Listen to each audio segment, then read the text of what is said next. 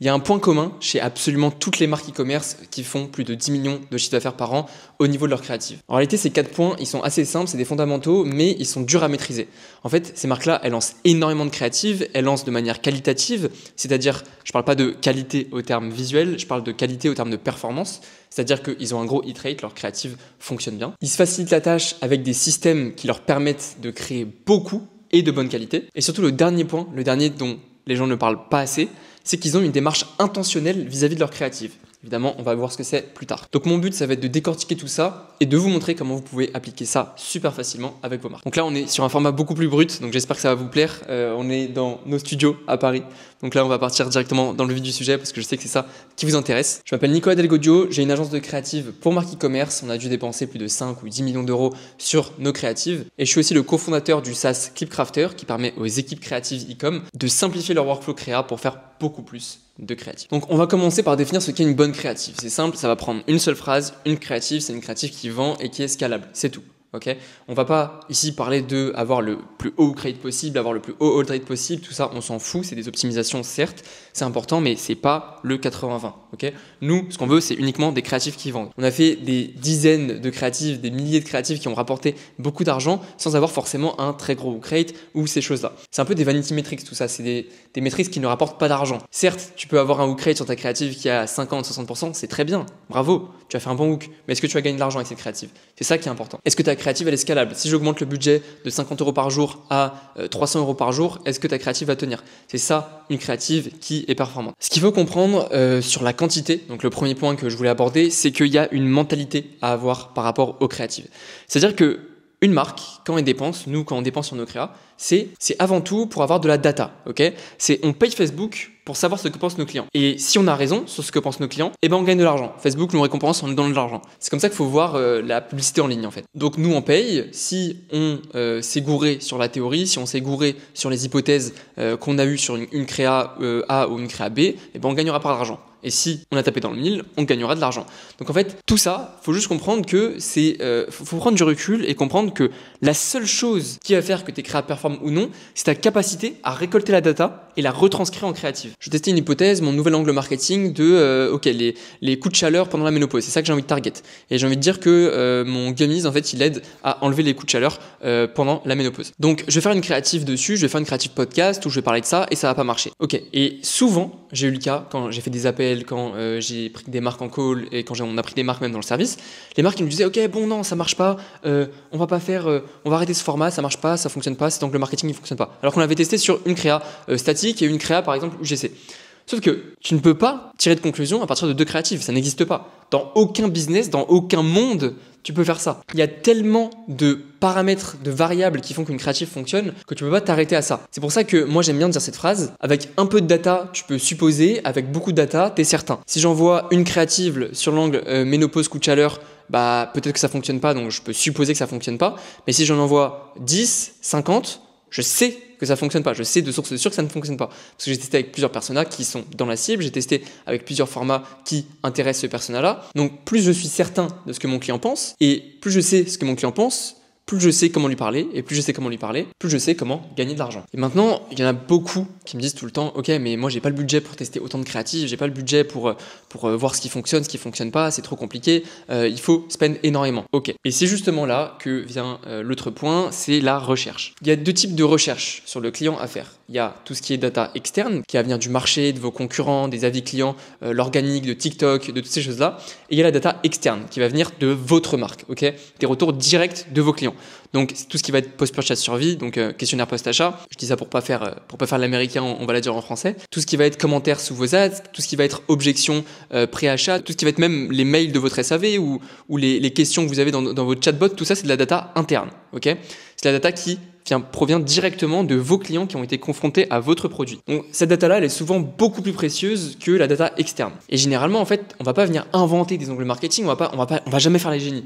Vous n'êtes pas des génies, je ne suis pas un génie, personne n'est un génie ici, ok? Donc calmez-vous, vous n'êtes pas le prochain Steve Jobs. Prenez uniquement ce que vos clients pensent, ok? Les objections que votre client a, les questions qu'il se pose, et faites-les en créa. C'est tout. Nous, on travaille avec des marques qui font plus de 10 millions par an, et notre stratégie, c'est ça. C'est de comprendre le client et de l'utiliser en créa. Donc justement, ces marques-là et nous, ce qu'on fait, c'est qu'on a énormément de data interne parce que on va aller vraiment fouiller dans tout ce qui est post-purchase survie, dans tout ce qui est commentaire des ads, etc., etc. Et on va le réutiliser en créa. Et c'est comme ça qu'on trouve des énormes winneuses qui vont spend plus de 50, 100 000 euros. À l'inverse, parce que je sais aussi, il y en a qui vont me dire, ok, mais moi, j'ai une petite marque, je spend que 10, 20 000 euros par mois, j'ai pas beaucoup de data interne, je peux pas trop utiliser. Ok, bah, si t'as pas de data interne, ce que tu vas faire, c'est que tu vas scroller sur TikTok et tu vas faire la même chose, comme si tu avais de la data interne, mais sur tes concurrents. Tu peux trouver cette data-là aussi de manière externe. Tu peux trouver cette data-là toujours en cherchant et en te sortant les doigts des fesses, tout simplement. C'est tout aussi simple que ça. Et pour les grosses marques, pareil. Nous, ce qu'on fait, c'est qu'on va aussi aller chercher de la data externe. Donc, tout ce qui est les formats en organique sur TikTok qui fonctionnent par rapport à la cible, les commentaires sous ces formats-là sur TikTok, aller chercher sur Twitter, des threads Twitter par rapport à notre niche. Ça fonctionne super, super bien et c'est cheaté, personne ne le fait. Si vous allez sur Twitter, vous allez taper des mots-clés autour de votre produit, autour de votre marque, autour des pain points de vos clients et vous allez trouver des threads sur lequel vos clients parlent, que ce soit en anglais ou en français, on s'en fiche, tant que vous pouvez récupérer de la data et vous le réutilisez en créa. Vous réutilisez les wordings, les petites golden nuggets que vous avez trouvés, vous les mettez en créa et ça fonctionne trop bien. Je pense sur les 2 derniers mois, nos meilleurs créas viennent de ça. Donc même si vous n'avez pas forcément beaucoup de data en interne, vous pouvez le faire, c'est pas un problème. L'autre point pour clôturer sur le fait qu'il faut faire de la quantité, c'est que ces marques-là et que quand on fait des créas, il faut pouvoir tester énormément. Pas tout va fonctionner et c'est normal, ok, c'est complètement ok. Moi ce que j'aime bien dire, c'est qu'il ne faut pas être rigide lorsque vous faites des créas, ok. Vous ne devez pas passer du temps sur des choses qui ne vous rapportent rien, ok. Le branding, on s'en fout. Vous ne faites pas 100 millions par an, vous ne concentrez pas sur votre branding, vous n'êtes pas Nike. Si vous êtes Nike et que vous regardez cette vidéo, bah, vous perdez du temps, ok. Mais vous n'êtes pas Nike, vous n'êtes pas Adidas, vous n'êtes pas Puma, vous n'êtes pas Apple. Le branding, on n'en a rien à foutre, ok. Surtout, moi, ça me fait vriller quand j'ai des marques en call qui spendent 40, 50 000 euros par mois et qui me parlent de branding. Mais les gars, je sais pas où vous avez la tête, mais c'est ridicule. Personne ne vous voit, personne ne vous connaît à 50 000 euros par mois de spend. Absolument personne. Et vous me parlez de branding. Des marques comme iSmile, des marques comme True Classic, des marques comme Obvi, des choses comme ça, elles ne se concentrent pas sur leur branding alors qu'elles font plus de 10, 20, 30, 50 millions par an. Et vous allez vous concentrer sur votre branding. C'est ridicule. Est-ce que vous comprenez à quel point c'est ridicule? Ne soyez absolument pas rigide sur vos créatives. Testez des choses, testez des créatives en freestyle, prenez votre téléphone, faites une créa, filmez-vous, faites des créas. Nous, je pense que nos meilleures performeuses all-time, c'est quand on prenait un produit, le produit d'un client avec qui on travaille depuis plus d'1 an, on prenait notre téléphone, on faisait une créa, on allait en podcast, on faisait des créas, on allait au micro-trottoir, on faisait des créas, sans script, sans rien, on faisait en freestyle total. Mais on connaît le produit, on connaît le client, on sait ce qu'il pense exactement le client. Et le fait qu'on fasse des créas qui sont super authentiques, où on s'en fout du branding, juste on envoie la sauce sur les pain points, les angles marketing, les wordings qui touchent le client, et bah ça a pété. Et résultat, on a des créas qui spendent 50, 100 000, 150 000 euros pour la plus grosse, et ça fait un tas d'argent pour la marque. C'est assez simple. Mais pourquoi on arrive à ces résultats-là? Parce que on n'abaisse pas des trucs ridicules comme la couleur des sous-titres, la faute dans les sous-titres, le logo pour le branding à la fin, etc. Non, ça on s'en fout, Donc nous c'est simple, on s'est dit tout ce qui rajoute de la friction pour la vitesse, la qualité ou la quantité, on enlève. Ok, on enlève, on met ça de côté, c'est pas grave. Quand on travaillera avec Louis Vuitton, là on verra comment on pourra faire du branding. Mais pour l'instant, c'est pas le cas. Et ça ne sera jamais le cas parce que c'est pas ma vision pour l'agence de travailler avec Louis Vuitton. Donc nous, on a beaucoup réfléchi par rapport à ça, comment on pouvait faire beaucoup de quantité pour les marques. Et c'est pour ça justement qu'on a créé ce SaaS Clipcrafter qui permet de systémiser vraiment la production créative lorsqu'on a une équipe créa. C'est uniquement utile pour les marques qui ont au moins un monteur, sinon c'est inutile.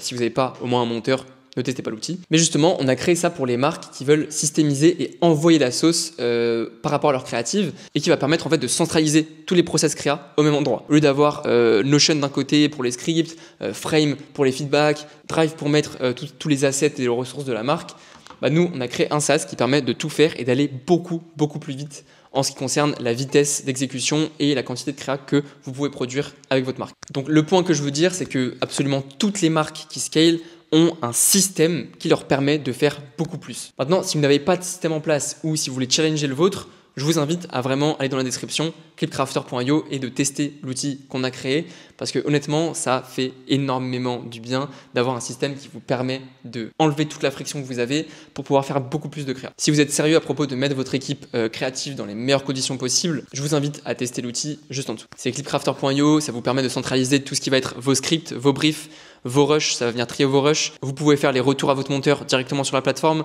Il y a une pipeline de créative. Et également, vous allez pouvoir analyser les performances du business manager en le connectant. En regardant directement, vous allez avoir un dashboard de vos meilleurs monteurs, vos meilleurs creative stratégistes, combien de CA vous avez gagné avec telle ou telle personne, pour pouvoir manager toute votre équipe en fait. C'est ce qu'on utilise dans l'agence, c'est le produit qu'on a créé à partir des process des plus grosses marques. Donc, je vous invite à tester si vous avez envie. Ensuite, maintenant qu'on a parlé de la quantité, je vais vous parler de la qualité. Comment augmenter son hit rate, même si j'aime pas trop ce terme, parce que si on fait de la quantité, c'est compliqué d'avoir un très bon hit rate et ça nous... Enfin, en fait, les deux métriques se marchent un peu dessus. Donc, mon point là, c'est comment augmenter ses chances de faire des créatifs qui performent. Donc, ce point-là, ça va vraiment être un gros point sur comment être intentionnel vis-à-vis de ses créas. Être intentionnel, ça veut juste dire, je vais faire cette action parce que j'ai cette data-là. Ok ? Chaque décision doit être backée par la data. Quand nous, on fait des créatives pour les marques avec lesquelles on travaille, on va jamais prendre une décision qui est irréfléchie. On va tester quelque chose parce qu'on sait que cette chose marche quelque part, que ce soit vis-à-vis de la data externe ou de la data interne. Donc on a une démarche qui est réfléchie, on a une démarche qui est intentionnelle. Et surtout, le point le plus important, c'est que on voit souvent les marques tester plein de formats. Il faut tester plein de formats une fois que vous avez votre message, votre angle marketing. Mais ce qui va faire le 80-20, c'est vraiment trouver votre message, trouver la chose qui fait que bam, ça donne un coup de boost à votre marque. Vous savez que ce message-là, c'est là où vous devez taper, c'est là où vous devez mettre le marteau sur l'enclume, ok ? C'est là où vous devez vraiment bourriner pour que ça fonctionne. Tant que vous n'avez pas de ce message, c'est compliqué d'aller scaler. Et le bon message, comment vous le trouvez ? C'est justement en exploitant vos datas internes et externes, en trouvant les mots que votre client utilise. Vous, en fait, ce que j'aime bien dire, ce que je dis tout le temps, c'est que vous devez être la personne invisible dans une pièce où il y a tous vos clients qui parlent entre eux. C'est exactement ça. Vous devez être la personne invisible, il y a plein de clients, voilà, je suis là, je suis invisible, il y a plein de clients autour de moi et ils parlent entre eux et moi je suis là pour capter les informations et les réutiliser une fois que j'entre dans la pièce pour pouvoir justement adresser au mieux leurs problèmes. C'est exactement ça, ou leurs désirs si vous n'avez pas un produit qui est problème-solution. Par exemple, je pense à la marque Obvi, donc c'est une marque de brûleur de graisse au collagène aux États-Unis.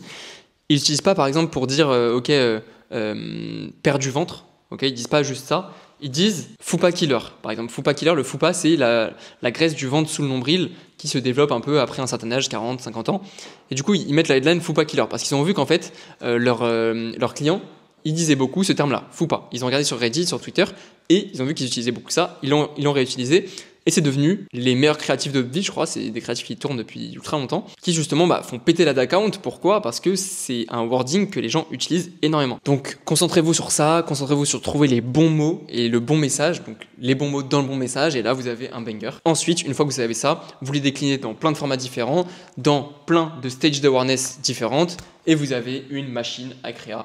Chez toutes les marques qui font plus de 10, 20, 30, 100 millions par an, il y a toujours cette même volonté de bien comprendre le client. C'est vraiment une volonté de devenir l'un des leurs en fait, c'est d'être la personne invisible dans la pièce, comme je vous ai dit. La pattern, je dirais que c'est une équation simple, rapide, efficace. C'est que vos stratégies créatives, ça doit être simplement de la grosse quantité, plus de la vitesse, plus de la qualité. Qualité égale performance. Quand je dis qualité, bien évidemment, je parle de performance, je ne parle pas de qualité de la vidéo ou de la statique. Ça, c'est pour l'équation et évidemment, mettre des systèmes en place pour vous aider à soutenir cette équation-là.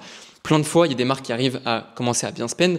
Absolument, tout s'écroule parce qu'ils n'ont pas les choses mises en place pour driver leurs équipes et pour que leurs équipes fassent beaucoup plus et mieux. Et c'est pour ça, du coup, que notre SaaS est super utile. On l'a implémenté dans plus d'une vingtaine, une trentaine de marques et ils arrivent à doubler leur production de créative sans forcément avoir de la friction et que les différents rôles comme les monteurs, les créastrat, les copywriters, toutes ces choses-là se marchent dessus. Même si vous avez une marque e-commerce et que vous avez qu'un seul monteur, je vous conseille vraiment d'utiliser parce que vous allez pouvoir faire beaucoup plus en beaucoup moins de temps et de manière plus rapide. Si vous avez bien aimé le format, si vous avez bien aimé la vidéo, n'hésitez pas à me le dire. Si vous ne l'avez pas aimé, n'hésitez pas à me le dire aussi, je prends les feedbacks. Et abonnez-vous bien évidemment si vous voulez voir plus de vidéos dans le genre. Ciao!